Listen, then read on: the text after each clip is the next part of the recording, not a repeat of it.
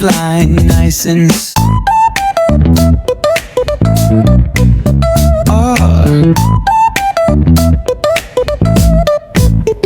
hit that. Hello everyone, I am back captain Pankaj Sabharwal और मेरा आज का वीडियो है आप लोगों के लिए जो जीपी रेटिंग कोर्स करना चाहते हैं, जिनको उसके बारे में ज़्यादा जानकारी नहीं है। Information on how to do GP rating को एज पर DG shipping rules for sailing on ship as OS wiper and eventually OS wiper से हम एबी या मोटरमैन कैसे बनते हैं। सो ये वीडियो प्लीज आप फुल इसको वॉच करिए, आपको इसमें काफी इंफॉर्मेशन मिलेगी और ये सारी इंफॉर्मेशन मैंने डीजी की वेबसाइट, डीजी के ऑर्डर्स, डीजी के circulars, seafarers board of examination का जो वेबसाइट है, ये सारा डेटा मैंने वहां से लिया है। सारा डेटा यू कैन वेरीफाई। अगर आप मुझे मेल भेजेंगे तो मैं आपको सारे डीजी के ऑर्डर्स भी मेल पे वापस भेज दूंगा। और अगर आप मुझसे मिलना चाहते हैं कुछ गाइडेंस के लिए, you are most welcome. I am situated in Navi Mumbai Belapur. I am available on appointment basis. आप आके मुझसे मिल सकते हैं। सो आगे बढ़ते हैं। What is GP rating? GP rating क्या होता है? वेरी इंपॉर्टेंट टू अंडरस्टैंड कि आप जहाज पे क्या काम करने जा रहे हैं। तो जीपी रेटिंग का फुल फॉर्म है journal purpose rating and this course gives you training in both deck and engine department. तो जब आप ये 6 महीने का कोर्स करते हैं तो आपको इंजन, डेक दोनों डिपार्टमेंट के बारे में वहां पर ट्रेनिंग मिलती है, जहां पर यू आर टॉट कि आप उधर क्या क्या सीखेंगे जहाज के बारे में। Providing essential support for safe and efficient operations। तो आप एक सपोर्ट रोल में काम करते हैं under the supervision and guidance of officer. Officer can be second officer, third officer, chief officer, captain, can be third engineer, fourth engineer, second engineer, chief engineer, electric officer. इनके under आप काम करते हैं। वो सारे काम के बारे में आपको समझाते हैं, आप वो काम करते हैं, वो आपको सपोर्ट, वो आपको गाइड करते हैं। You are in support role. अगर हम जाने STCW के हिसाब से तो 3 टाइप के हमारे यहाँ होती हैं competencies. One is support, one is operational and the third is management. तो आप लोग सपोर्ट लेवल में आते हैं। इस वीडियो में हम लोग समझेंगे what is GP rating, eligibility and medical criteria, course structure and duration, deck and engine duties on board, आपका कैरियर पाथ कि आप एबी से ओएस से एबी, एबी से बोसन, बोसन से ऑफिसर कैसे बन सकते हैं। फ्रॉम रेटिंग टू ऑफिसर, ये अपने में भी एक बहुत बड़ा एक टॉपिक है जिसको हम अलग से लेंगे। सैलरी ऑन शिप, क्या रैंक पे आपको क्या सैलरीज मिल जाती हैं, and how to join through a DG shipping approved institute. So पहले तो हमने समझा what is GP rating. GP rating एक 6 महीने का कोर्स है जहां पर आपको डेक और इंजन के बारे में, उसकी मेंटेनेंस के बारे में, डिफरेंट ऑपरेशंस के बारे में और ड्यूटीज के बारे में विस्तार से ट्रेनिंग दी जाती है। तो अब आपको अगर ज्वाइन करना है as the course in GP rating, what is the eligibility criteria. So ये है हमारा एलिजिबिलिटी क्राइटेरिया जो मैंने डीजी ट्रेनिंग सर्कुलर 08 ऑफ 2016 के डेटा में से मैंने ये निकाला है। तो पहली रिक्वायरमेंट है कि आपको 10th पास तो होना ही है भाई, and from a government recognized board, जिसमें आपके पास इंग्लिश, मैथ्स और साइंस सब्जेक्ट्स होने चाहिए। सबकी परसेंटेज 40 से ऊपर होनी चाहिए, प्लस इंग्लिश में भी 40 के ऊपर होनी चाहिए। तो इंग्लिश पे बहुत महत्व है कि आपको इंग्लिश आनी चाहिए। तो अगर आप अपने फ्री टाइम में हैं घर पे तो प्लीज कोई इंग्लिश स्पीकिंग कोर्स ज्वाइन करिए और इंग्लिश सीख के आइए। अब दूसरा है कि अगर आप 12th पास हैं तो 12th पास में भी सेम रिक्वायरमेंट है कि आपको कोई भी गवर्नमेंट स्कूल से, government recognize, not government, I am sorry, government recognize school से, बोर्ड से आपका 12th होना चाहिए, 40% मिनिमम आने चाहिए। लेकिन कंपलसरी 10th स्टैंडर्ड में आपके पास इंग्लिश, मैथ्स और साइंस होनी चाहिए, एंड कंपलसरी आपके पास 12th में इंग्लिश होनी चाहिए, और दोनों में आपके पास 40 से ऊपर परसेंटेज आनी चाहिए। तो पहला तो है कि आप सिर्फ 10th पास हैं, तो जी आपके पास 40% से ऊपर इंग्लिश, मैथ, साइंस, और इंग्लिश में अलग से 40 के ऊपर आने चाहिए। दूसरा, अगर आप 12वीं पास हैं तो आपके पास इंग्लिश होनी चाहिए 12वीं में, 10th में इंग्लिश होनी चाहिए, और 10th में इंग्लिश, मैथ्स और साइंस होनी चाहिए। तीसरा, आपके पास पासपोर्ट होना चाहिए। Passport is compulsory. पासपोर्ट के लिए कोई भी एज का क्राइटेरिया नहीं होता, तो प्लीज आप अपना पासपोर्ट बना लीजिए। अब एडमिशन के लिए डीजी शिपिंग ने मिनिमम एज रखी है 17.5 साल। तो आप 17.5 साल की उम्र में कोर्स के लिए अप्लाई कर सकते हैं, और मैक्सिमम एज है 25 साल at the date of commencement of course. ये कोर्स साल में 2 बार होता है, जनवरी में और जुलाई में। तो अगर आप ज्वाइन करते हैं जनवरी का बैच, तो उस टाइम पे आपकी उम्र 25 से कम होनी चाहिए, 17.5 से ऊपर होनी चाहिए। अगर आपकी उम्र, सपोज आपका बर्थडे 10 जनवरी को है और 10 जनवरी को आप 26 साल के हो रहे हो, तो आप इस कोर्स के लिए वैलिड हो, क्योंकि कोर्स के चालू होने वाली तारीख से पहले आप 25 साल से कम है। Alright, and the last is physical standards. एक डीजी का मेडिकल टेस्ट होता है, बड़ा बेसिक सा है टेस्ट, वो टेस्ट में आपको पास करना है। तो ये है हमारी मिनिमम रिक्वायरमेंट्स। अब ये कोर्स कितना लंबा है? ये कोर्स है 25 वीक्स का, 25 हफ्ते का कोर्स है। हमारे साल में होते हैं 52 वीक्स, 52 हफ्ते होते हैं, 52 का आधा 26, 26 में एक कम 25, तो 25 हफ्तों का ये कोर्स है। और ये कोर्स कब स्टार्ट होता है? हर साल जनवरी में फर्स्ट वर्किंग डे एंड जुलाई में फर्स्ट वर्किंग डे। अभी चल रहा है नवंबर एंड आ गया है, तो मेरे हिसाब से सारे अच्छे इंस्टीट्यूट्स का जनवरी का बैच अभी तक भर चुका होगा, तो आप अभी हो गए हैं लेट। अब आपको मिलेंगे दूसरे इंस्टीट्यूट्स जो ज्यादा अच्छे नहीं हैं, पर मेरी आपसे हमेशा सलाह रहेगी कि अच्छे इंस्टीट्यूट में ही ज्वाइन करें, जहां पर आपको ट्रेनिंग अच्छी मिले, जहां पर आपको फूड अच्छा मिले, जहां की फैकल्टी अच्छी हो, उसी में आप ज्वाइन करें। ये आपका 25 हफ्तों का कोर्स आउटलाइन है। अगर हम इसको ध्यान से देखेंगे तो ये मैक्सिमम 4 पार्ट्स में डिवाइडेड है। Part 1 general aspects, induction, personality, ये सब कुछ। Part 2 ship knowledge, seamanship, navigation, support level. Part 3 marine engineering knowledge and practice, support level. और part 4 prevention of pollution of maritime environment. अगर आप देखेंगे ये सारा का सारा काम 20 हफ्तों में हो रहा है, 20.5 हफ्तों में, तो मतलब मैक्सिमम आपको यही टीच करने वाले हैं। पार्ट 5 में आपके आते हैं STCW मैंडेटरी कोर्सेज और एक शिप विजिट। आपको एक F पॉइंट पे देखेंगे, port, dock, harbour and ship visit compulsory है, और आपको ये 5 कोर्सेज करने, ABCDE, जो आपको इंस्टीट्यूट में ही कोर्सेज हो जाएंगे। ये है 2.5 हफ्ते के। 2 हफ्ते आपको टाइम मिलेगा रिवीजन एंड असेसमेंट का, और ये टोटल मिला के हो गए 25 हफ्ते। 25 हफ्ते के बाद आपको एग्जाम्स जो है एग्जिट एग्जाम अटेम्प्ट करने होंगे। एग्जिट एग्जाम के आने के बाद, रिजल्ट्स आने के बाद, जो डीजी की साइट पे आते हैं, आपका पास और फेल का सिस्टम उधर आ जाएगा।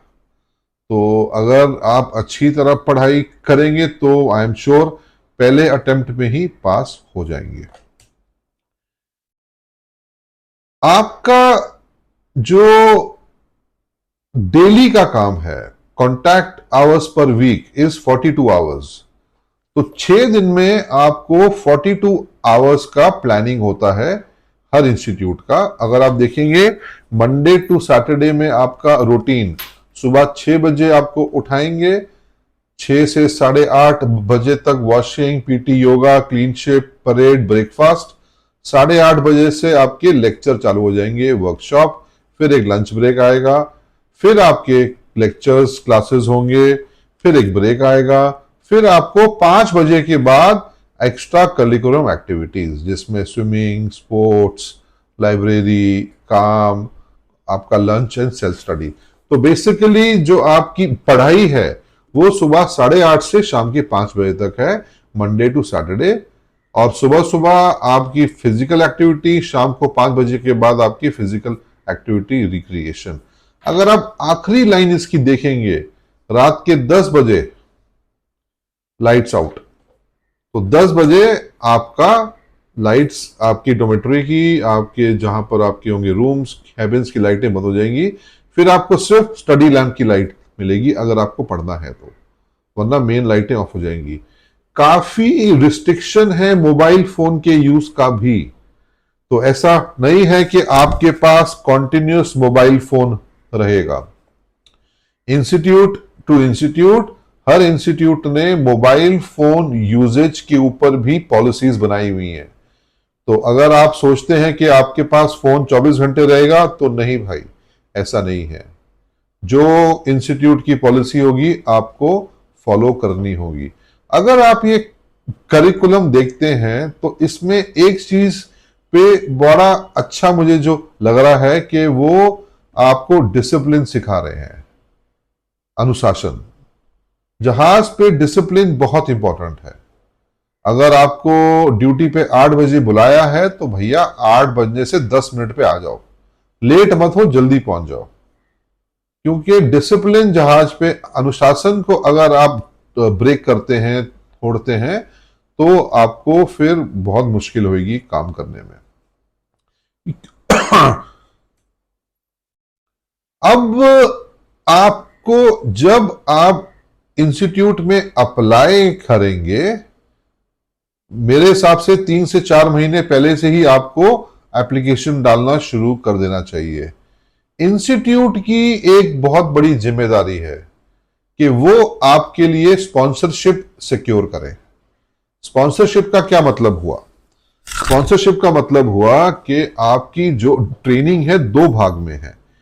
एक भाग है जो इंस्टीट्यूट में 6 महीने है, और दूसरा भाग है जो आपका ऑन बोर्ड शिप पे होगी ट्रेनिंग। तो डीजी शिपिंग ने बहुत ही अच्छा रूल पास करा है कि इंस्टीट्यूट की जिम्मेदारी है कि वो स्पॉन्सरशिप लेटर आपका कंपनी से ले और 6 महीने ऑन बोर्ड ट्रेनिंग का लेटर लें और वो डीजी को सबमिट करें। अब ये जो लेटर, ये कौन सी कंपनी देगी? ये कंपनीज इंडियन कंपनीज होंगी या foreign companies which are approved RPSL agents. और एक और जिम्मेदारी है इंस्टीट्यूट की कि उनको कोर्स कंप्लीशन के बाद with in 1 year at least 85% candidates को, बच्चों को, सीफेयरर्स को जहाज पे भेजना कंपलसरी है। अगर वो नहीं भेजते हैं तो डीजी शिपिंग उस पर एक्शन ले सकता है। तो अगर आपको लगता है कि आपको नहीं जहाज पे भेज रहे हैं तो आप डीजी शिपिंग से कंप्लेंट कर सकते हैं। ये एक बहुत ही इंपॉर्टेंट पार्ट है क्योंकि आपका कैरियर नहीं रुकना चाहिए। तो एक बार आपके 6 महीने हो गए, अब आप एग्जाम के बाद पास हो गए, अब आप वेट करते हैं कि कंपनी आपको जहाज पे भेजे। किस रैंक पे आप जहाज पे जाएंगे?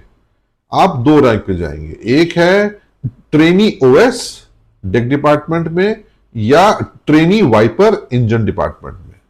क्योंकि अभी तक आपके पास कोई ऐसा सर्टिफिकेट नहीं है ऑफ प्रोफिशिएंसी, तो आप जा रहे हैं as a trainee on board सीखने के लिए, और आपको एक रेटिंग ट्रेनिंग रिकॉर्ड बुक भी मिलती है जो आपको बाइज्जत पूरी पढ़नी है और रिस्पॉन्सिबल ऑफिसर से उस पर साइन लेने हैं और आपको सारा काम सीखना है।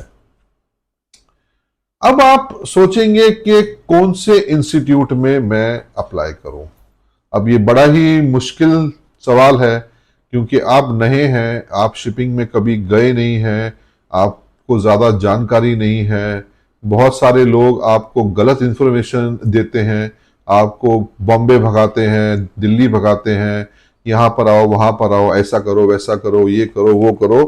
तो ये सब से बचने के लिए डीजी शिपिंग ने बहुत अच्छा काम किया है। इन्होंने ऑनलाइन अपनी साइट पे सारे शिपिंग इंस्टीट्यूट्स का, सॉरी, सारे ट्रेनिंग इंस्टीट्यूट्स का 7 साल का रिकॉर्ड डाल दिया कि उनके पासिंग परसेंटेज क्या है। वो भी मैं आपको दिखाऊंगा।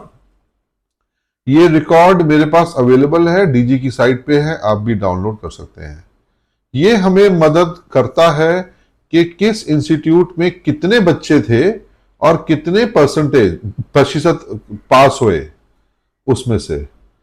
सो ये हमें मिल जाता है डीजी की साइट से, वहां से मैंने ये डेटा निकाला है।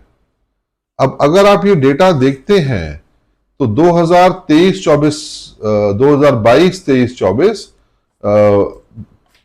BP marine academy 75% is the passing rate. अगर आप देखेंगे maritime training academy 93, MMTI 80, 57, 90, TS Rahman 94, 95, 95। नीचे में देखेंगे जयतिंदर रथ अकेडमी 100, 99, 100 कुछ। तो मेरी आपसे क्या है सलाह, जिस इंस्टीट्यूट की पासिंग परसेंटेज मिनिमम 80 से ऊपर है, आपको उन्हीं को ही चूज करना चाहिए। अगर 80 से कम है तो आप उसको चूज मत करिए, उसको अपना लास्ट ऑप्शन रखिए।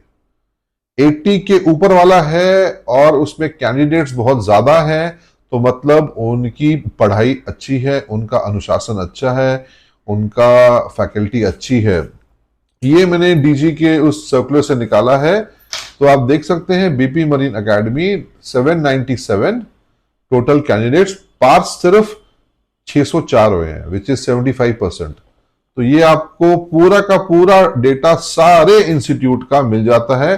अगर आपको वो चाहिए तो मुझे आप व्हाट्सएप पे मैसेज भेज दीजिए, मैं आपको वो डेटा भेज दूंगा। हमारी ड्यूटीज क्या होती हैं अब? तो पहले हमने समझा कि जीपी रेटिंग क्या होता है, हमने उसका एलिजिबिलिटी क्राइटेरिया समझा, हमने थोड़ा इंस्टीट्यूट के बारे में समझा। अब हम समझ रहे हैं कि हमारे जहाज पे ड्यूटी क्या होती है जब आप शिप पे जाते हैं एज अ ओएस और एज अ एबी और as a trainee OS, as a wiper. तो आपकी भिन्न भिन्न प्रकार की ड्यूटीज हैं, जिसमें से हम देख सकते हैं mooring and unmooring operations, rope handlings, bridge watch keeping, lookout, deck maintenance. Deck maintenance is a regular job, जो 12 महीने ये काम चलता ही रहता है। आपको चिपिंग, पेंटिंग, मेंटेनेंस, साफ सफाई, maintenance of deck tools, equipment, ये सारा काम आपको करना होता है। प्लस आपको कार्गो ऑपरेशन में भी असिस्टेंस करनी होती है, सहायता करनी होती है। कार्गो ऑपरेशन का मतलब क्या हो गया? बल्क कैरियर के ऊपर loading and discharging operation, hold cleaning, tanker के ऊपर टैंक वॉशिंग, कंटेनर के ऊपर maintenance of all the container lashing equipments, car carrier के ऊपर maintenance of car lashing equipments, वो हमारा सारा कार्गो है, उसकी maintenance. Plus emergency duties and drills, जो आपको समय समय पर बहुत सारी ड्रिल्स होती हैं, वो आपको करनी होती हैं, वहां से सीखना होता है, वो सब आपको करना होता है। अगर मैं इंजन रूम साइड का देखूं तो उसमें भी सिमिलर ड्यूटीज हैं। Engine room watch keeping, engine room maintenance, cleaning of bilges, gratings, equipments, auxiliary machinery assistance, helping to operate pumps, purifiers, compressors, and supporting others. Also, you have general shipboard duties. General shipboard duties का मतलब हो गया जैसे साफ सफाई of accommodation, common areas, safety procedures, fire fighting assistance, first aid support, life boat and life raft task as assigned. तो काफ़ी सारी आपको होती हैं ड्यूटीज़ जो आपको समय समय पे सीखनी होती हैं, और अपनी ट्रेनिंग रिकॉर्ड बुक में एक कॉम्पिटेंट ऑफिसर से साइन लेना होता है कि आपने ये ड्यूटी सीख ली है, ये वर्क आपने सीख लिया है, ये आपने काम समझ लिया है। बहुत ज़रूरी है कि आप उस पर साइन लें, क्योंकि अगर आप उस पर जाली साइन मारेंगे तो कभी ना कभी पकड़े जाएंगे। There are more duties. ISPS, ISPS का मतलब है सिक्योरिटी ड्यूटी, जिसमें हमारा मेजरली गैंगवे वॉच आता है, visitor monitoring and access control आता है, and of course orders from bosun and officers. कोई भी बोसन या ऑफिसर आपको कोई भी लीगल ऑर्डर देता है वो आपको मानना कंपलसरी है। आप ना नहीं बोल सकते हैं, आपको करना ही है, क्योंकि वो एक लीगल ऑर्डर है। अगर कोई आपको गलत काम करने को बोलता है तो प्लीज आप वो गलत काम मत करिए। GP rating is the backbone of ship operation, supporting both deck and engine department, ensuring safe navigation, machinery upkeep and daily maintenance of the ship. तो इसका मतलब यह है कि अगर हम जहाज को दो टीम्स में बांट दें, ऑफिसर्स एंड रेटिंग में, तो ऑफिसर का काम होता है जहाज की सुपरविजन करना, प्लानिंग करना, रिस्क असेसमेंट करना, कार्गो ऑपरेशंस की प्लानिंग करना, और आपका काम होता है उसको एग्जीक्यूट करने में उनकी मदद करना। तो बहुत ही इंपॉर्टेंट है कि आपका जो रोल है वो शिप पे, कि आपको अपने ऑफिसर्स को असिस्ट करना है और जहाज को अच्छी तरह मेंटेन रखना है, नेविगेशन में ध्यान देनी है, आपको ड्यूटी ऑफिसर को सपोर्ट करना है, इंजन रूम में आपने ड्यूटी इंजीनियर को सपोर्ट करना है। अब ये है एक TEAP manual, training examination and assessment programme. तो डीजी शिपिंग ने ये मैनुअल बनाई है जहां से हमें आगे कैसे बढ़ना होता है अपने कैरियर पाथ में, यहां से हमें सीखने को मिल जाता है सब कुछ। So I will show you of how to become a OS to AB to bosun. तो सबसे पहले तो आपके पास 10th या 12th होना चाहिए with English, and of course 40% कम से कम मार्क्स होने चाहिए एग्रीगेट एंड इंग्लिश में। जीपी रेटिंग का 6 महीने का कोर्स, 5 SCCW कोर्सेज, CDC। ये करने के बाद आप जहाज पे जाएंगे 6 महीने के लिए, अपनी रेटिंग ट्रेनिंग रिकॉर्ड बुक को मेंटेन करेंगे। जब स्टेप 1 और स्टेप 2 हो जाएगा खत्म, फिर आप जाएंगे असेसमेंट पे। आप अपने डॉक्यूमेंट्स डीजी शिपिंग को सबमिट करेंगे और आपको मिलेगा COP 2/4 और 3/4 वॉच कीपिंग का ड्यूटीज। ये 2/4 और 3/4 क्या है? ये STCW की रेगुलेशंस हैं, जहां पर वहां लिखा हुआ है कि आपकी क्या ड्यूटीज हैं और आपने कैसे पढ़ाई करनी है, क्या क्या पढ़ना है, जिससे आप STCW के बारे में जान सकते हैं। सो स्टेप 1 आपने समझा, स्टेप 2 आपने एग्जाम दिए और ऑनबोर्ड गए, 6 महीने ऑनबोर्ड किया और रेटिंग ट्रेनिंग रिकॉर्ड बुक को मेंटेन किया। स्टेप 3 पे आप वापस जमीन पे आए, आपने असेसमेंट के लिए डीजी शिपिंग MMD में अपना सारा डेटा सबमिट किया और COP 2/4 और 3/4 के लिए अप्लाई किया। अब 2/4 3/4 का मतलब है कि ये STCW बुक की रेगुलेशंस है। STCW बुक IMO की एक पब्लिकेशन है जिसमें सारा डेटा दिया हुआ है with respect to seafarers training, certification and watch keeping. अब आपको किस रोल में अप्लाई करना है? आपको डेक में जाना है तो आपको 2/4 मिलेगा, rating forming part navigational watch, और अगर आपको इंजन रूम में जाना है तो आपको 3/4 मिलेगा, rating forming part in engine watch. अब इस COP सर्टिफिकेट के साथ आपको जहाज पे 12 महीने के लिए सेल करना है। 12 महीने सेल करने के बाद आप स्टेप 4 पे आ जाएंगे, जहां से आप वापस अपने डॉक्यूमेंट्स जमा करेंगे एमएमडी डिजी शिपिंग में और अपना सी टाइम असेसमेंट करेंगे। उसके बाद आपको मिलेगा सीओपी 2/5 और 3/5। इसका मतलब है एबल सीफेरर डेक 2/5 जो स्टेप 5 पे आ गया, एबल सीफेरर इंजन 3/5 जो नंबर 5 पे आ गया। तो अब हम स्टेप 6 पे आ जाते हैं।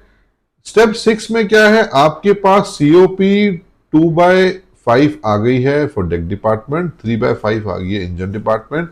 अब आप जाएंगे शिप पे, आप लोअर रैंक पे काम करेंगे और कंपनी आपको आपके एक्सपीरियंस के हिसाब से एबी डेक बना देगी या मोटरमैन इंजन रूम बना देगी। अब आप अच्छे रैंक पे आ गए हैं और आपकी सैलरी भी बढ़ जाती है। यही चीज को हम लोग समझेंगे फ्रॉम फ्लो चार्ट जो डिजी शिपिंग की टीएपी मैनुअल में है। तो हम ऊपर से आते हैं, 10th पास 18 के ऊपर प्रीसी कर रही है। प्रीसी 6 महीने की है, 5 कोर्सेज जो मैंने आपको बताया 5 कोर्सेज, 6 महीने आपको जहाज पे जाना है, असेसमेंट करना है और आपको rating forming part of navigation watch 2/4 या 3/4 ये आपको मिल गया। इसके मिलने के बाद आपको जाना है 12 महीने के लिए COP as rating forming part of together with satisfactory completion of approve training.